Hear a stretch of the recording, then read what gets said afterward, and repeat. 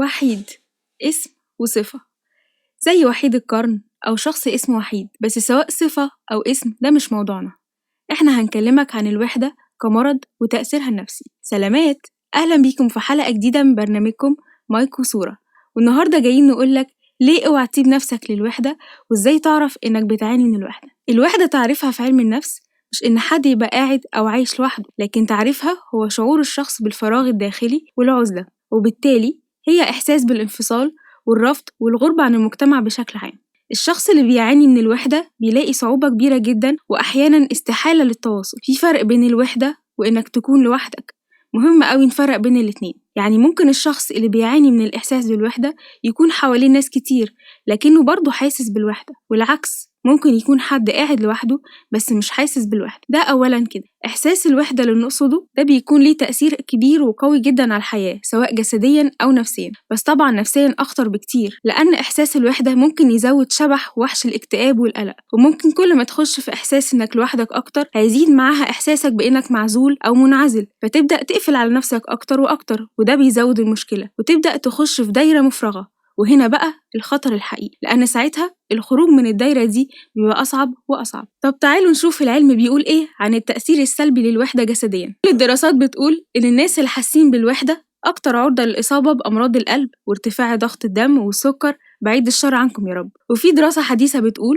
إن الأشخاص دول بيكونوا معرضين أكتر من غيرهم إنهم يتبعوا سلوكيات غلط صحيا زي التدخين والأكل غير الصحي وإنهم ما يلعبوش أي رياضة وهكذا، وده بيزود فرص تعرضهم للإصابات والأمراض اللي قلناها قبل كده. حاجة كمان، الوحدة بتأثر على وظائف في المخ بشكل عام، وخصوصا التركيز والقدرة على اتخاذ القرارات، وكمان على جودة النوم. طب تعالوا نشوف إيه أسباب إن الناس تحس بالوحدة حتى لو حواليهم ناس كتير. السبب الرئيسي للمعاناة مع الوحدة هو إحساس الشخص اللي بيعاني إنه مختلف عن الآخرين، وأحيانا الإحساس بعدم الأهمية وعدم الثقة في النفس، وإنه يبقى محتاج حد يقوله دايما إنه مهم وإنه له لازمة في الحياة. في بعض الأحيان الوحدة بيكون سببها عدم حب الشخص لنفسه، وده غالبا بيكون بسبب تجارب عانى فيها الشخص ده من الرفض من ناس قريبين، وخصوصا في مرحلة الطفولة. كمان الضغط المستمر وفقدان الشغل لمدة طويلة والانفصال عن الأسرة أو الانتقال للعيش في مكان جديد بعيد عن المكان اللي الشخص اتربى فيه برضه من الأسباب الرئيسية للوحدة. وكمان بقى في بعض أنواع الاضطرابات العقلية بتكون سبب رئيسي في الإحساس بالوحدة كمرض. واحدة من أسباب الوحدة كمرض إن الناس تكون في علاقة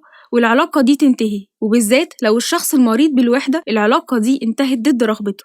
آخر سبب بقى هو فقدان شخص عزيز وقريب، ربنا يخليكم حبايبكم يا رب. المشكلة الأصعب والأخطر في مرض الوحدة هو الدايرة المفرغة الشريرة اللي قلنا عليها، وهي إن الشخص المصاب بالوحدة بيبعد عن الناس، فده بيزود إحساسه بالعزلة والانفصال والرفض، وبالتالي يقاوم التواصل أو إنه يخرج ويقابل الناس أو حتى يرد على التليفون، وبالتالي إحساسه بالوحدة يزيد بعنف. ولما يحصل كده تزيد مقاومته للتواصل من أي نوع، فتزيد أعراض العزلة والوحدة وهكذا، وتفضل الدايرة تزيد وتتعقد أكتر والأعراض تبقى أكتر شراسة. طب إيه هي أعراض الوحدة كمرض؟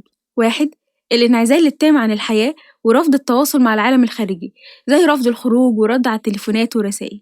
2. الحساسية المفرطة تجاه الكلام السلبي أو الأحداث الخارجية في الحياة بشكل عام زي مثلا الكوارث الطبيعية وهكذا. 3. التعب المزمن، الشخص المريض بالوحدة بيكون عنده رغبة دايما في أكل حاجات فيها نسبة سكر ودهون عالية، وده بيأثر على مستوى النشاط وجودة النوم. 4. الإحساس الدائم والاقتناع إنه كشخص أو بني آدم فيه حاجة غلط. 5. الإشفاق على النفس طول الوقت، وفي نفس الوقت انتقاد الذات وجلد الذات، وفي بعض الحالات بتوصل إن الشخص بيبقى ما بيحترمش نفسه. 6. الانخراط الشديد في الشغل أو علاقات عاطفية عابرة بس ما بتشبعش، أو حتى أنشطة اجتماعية روتينية. 7. وآخر حاجة، صعوبة الثقة في أي حد جديد يتعرف عليه. للناس اللي مش شايفين قد إيه ده مرض خطير، نحب نقولكم إن في دراسة اتعملت حديثاً وقالت إن التأثير الصحي المباشر لمرض الوحدة يساوي بالظبط ضرر تدخين 15 سيجارة في اليوم، وإن أكتر من 60% من الأشخاص اللي بيعانوا من مرض الوحدة بيموتوا في سن صغير بسبب تأثيره الصحي الخطير على جهاز المناعة وزيادة معدل الالتهاب في الجسم وخصوصاً الجهاز العصبي والهضم. لو حسيت إنكم الأعراض دي بتنطبق عليكم مفيش أي داعي للقلق، انتوا مش لوحدكم، لكن أهم حاجة تستشيروا حد متخصص، وياريت تتكلموا مع القريبين منكم، لأن أحياناً مجرد الكلام بس بيخرج جزء من الطاقة السلبية أو المشاعر اللي انتوا حاسين بيها، ودي تبقى نقطة البداية للخروج وكسر الدائرة المفرغة. لو حسيتوا حد من القريبين منكم بيبعد أو عنده أعراض من اللي قلناها، أرجوكم خدوا الموضوع بجدية وحاولوا تتكلموا معاهم وتحسسوهم إن انتوا قريبين وإن وجودهم مهم في حياتكم وحياة ناس كتير، وانصحوهم باستشارة حد متخصص. جبروا الخواطر على الله برضو. اجبروا بقى بخاطرنا واعملوا لايك وشير واشتركوا في القناة عشان توصلكوا حلقاتنا الجاية أول بأول. سلامات.